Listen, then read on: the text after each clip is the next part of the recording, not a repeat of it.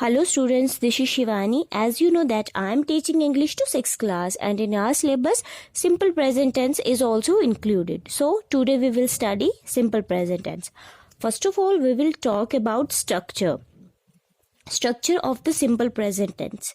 तो structure क्या होता है simple present tense का? Subject plus V1 plus object. When we have subjects like I, we, you, they, तो हम उसके साथ लगाते हैं V1. V1 होता है base form of the verb. जैसे हम बोल सकते हैं I read, I go, I play, I watch, I study. पर जब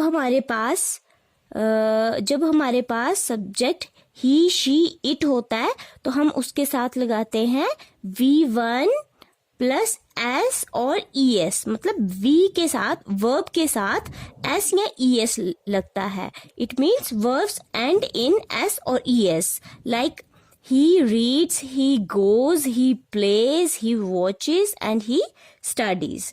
अब बच्चों आप देखो, जब I के साथ हमने लगाया तो हमारे पास लगा I read, पर जब हमने he के साथ लगाया तो he के साथ लगा reads. S लगा ना आगे. बस यही बात मैं आपको बता रही हूँ. पर अब इसमें एक और चीज देखने वाली है. read का बन गया reads, go का बन गया goes, play का बन गया plays, वॉच का बन गया वॉचेस एंड स्टडी का बन गया स्टडीज. अब यहाँ पे देखने वाली ये बात है कि कहीं वर्ब के साथ हमने सिर्फ एस लगाया, कहीं वर्ब के साथ हमने ईएस लगाया, कहीं हमने वर्ब के साथ आईईएस लगाया. अब ये क्यों होता है? ये डिपेंड करता है वर्ब की स्पेलिंग के साथ. जहां वर्ब की स्पेलिंग सिंपल, जो भी वर्ब का स्पेलिंग होगा हम उसके साथ एस लगाएंगे. पर वो वर्ब्स जिनके एंड में ओ लगता हो, या फिर SH लगता हो, या फिर SS लगता हो, या CH लगता हो, या फिर X हो, तो उनके साथ लगता है ES. जैसे इसके हम कुछ एग्जाम्पल लेते हैं. जैसे गो देखो, गो के साथ ES लगा ना तो बन गया गोज. फिर आगे आप ले लो वॉच, तो वॉच के एंड में CH है तो उसके साथ लग गया ES. अब जो है स्टडी में लगा है IES. अब IES क्यों लगता है स्टडी में? क्योंकि देखो बच्चों, जब Y है, जब कोई भी वर्ब है, वर्ब के एंड में अगर Y लगता है और उस Y से पहले का जो लेटर है वो कॉन्सोनेंट है, तो हम क्या करते हैं? IES लगाते हैं. देखो इससे ऊपर प्ले था, प्ले के पहले क्या था? वोवल था, इसलिए हमने उसके आगे सिंपल S लगाया. पर यहाँ पे Y के पहले जो था कॉन्सोनेंट था, डी कॉन्सोनेंट है, तो हमने IES लगाया. अब आपको ये चीज समझ आ गई होगी कि हम IES कब लगाते हैं, ES कब लगाते हैं और सिर्फ S कब लगाते हैं. Now I hope you understand where we use only verb and where we use verb plus S or ES. Now, I want to tell you where do we use simple present tense. अब आपको पता होना चाहिए कि simple present tense कहाँ use करते हैं. तो बच्चों, we use simple present tense for habits, means for things that happens again and again. उन चीजों के लिए जो हमारी आदतें हैं और जो बार बार होती हैं. जैसे हम बोलते हैं, एग्जाम्पल हम ले लेते हैं, we watch TV in the evenings. हम शाम को टीवी देखते हैं. हम रोज टीवी देखते हैं. अगेन एंड अगेन हम वो काम करते हैं. तो ये हमारी होगी हैबिट. तो हमें पता चल गया हम अपनी हैबिट के लिए यूज करते हैं किसको? सिंपल प्रेजेंट टेंस को. फिर हम यूज करते हैं उनको for general truth, means that are always true and do not change with time. वो चीजें जो हमेशा वैसी की वैसी रहती हैं, जो जर्नल ट्रूथ हो, जो कभी चेंज नहीं होती. जैसे हम एग्जाम्पल ले लेते हैं, the sun rises in the east. Sun east से उगता है, ये कभी चेंज नहीं हो सकता, हमेशा वो ईस्ट से ही निकलेगा. तो ये हो गया हमारा जर्नल ट्रूथ. अब अगली बार आगे हम किसके लिए इसको यूज करते हैं सिंपल प्रेजेंट टेंस को? For things that stay the same for long time. उन चीजों के लिए जो बड़ी देर के लिए एक ही जगह पे हों. जैसे my uncle works in a bank.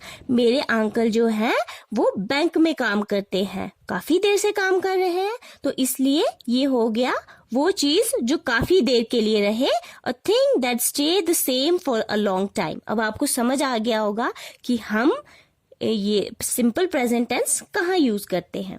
अब हम देखेंगे कि सिंपल प्रेजेंट टेंस के साथ हम कैसे सेंटेंसेस बना सकते हैं। With the help of simple present tense we make affirmative sentences, negative sentences and interrogative sentences। अब affirmative sentences वो होते हैं जो सकारात्मक हो, जो positive sentences हो।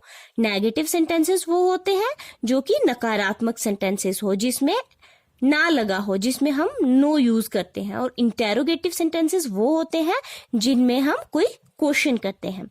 सबसे पहले हम बात करेंगे affirmative, सिंपल और पॉजिटिव सेंटेंसेस। अब जो अफर्मेटिव सेंटेंसेस होते हैं उनका क्या स्ट्रक्चर होता है, वो होते हैं subject plus V1 plus object. Same structure जो मैंने आपको सबसे पहले समझाया कि सिंपल प्रेजेंट टेंस का स्ट्रक्चर क्या होता है। Like I watch TV, he watches TV. अब आपको पता है आई वॉच टीवी, आई के साथ वॉच लगता है और ही के साथ वॉचेस लगता है, क्योंकि ही जो है हमारे पास, मैंने आपको बताया ही के साथ ही, शी, इट जो हो, जब ये आते हैं, जब ऐसे हमारे पास सब्जेक्ट होते हैं तो हम उसके आगे, वर्ब के आगे एस लगता है और ईएस लगता है और आईईएस लगता है।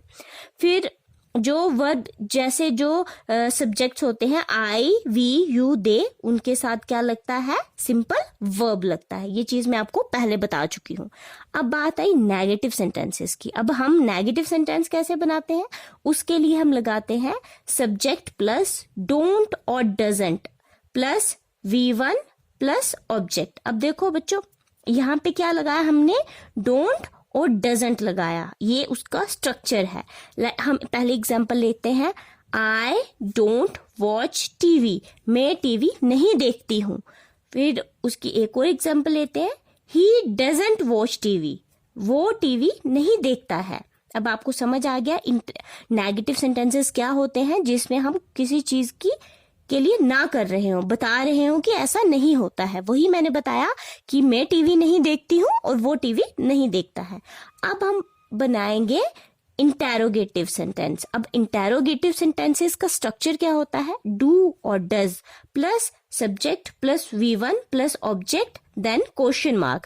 As you all know that when we have question we always put question mark at the end. Here we did the same. अब इसकी एग्जाम्पल हम लेंगे, पहले डू या डज आएगा तो मैं लिखूंगी डू, सब्जेक्ट की जगह आई, वर्ब की जगह वॉच और टीवी, ऑब्जेक्ट की जगह TV. Do I watch TV, क्या मैं टीवी देखती हूँ।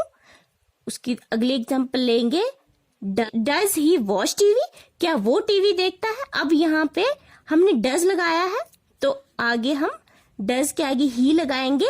अब हम वॉचेस नहीं लिखेंगे, हमने यहाँ पे डू की जगह डज लगाया है, इसलिए हम वहां पे ही के आगे सीधे वॉच लिखेंगे। अब वर्ब सीधा वॉच आएगा, डज ही वॉच टीवी।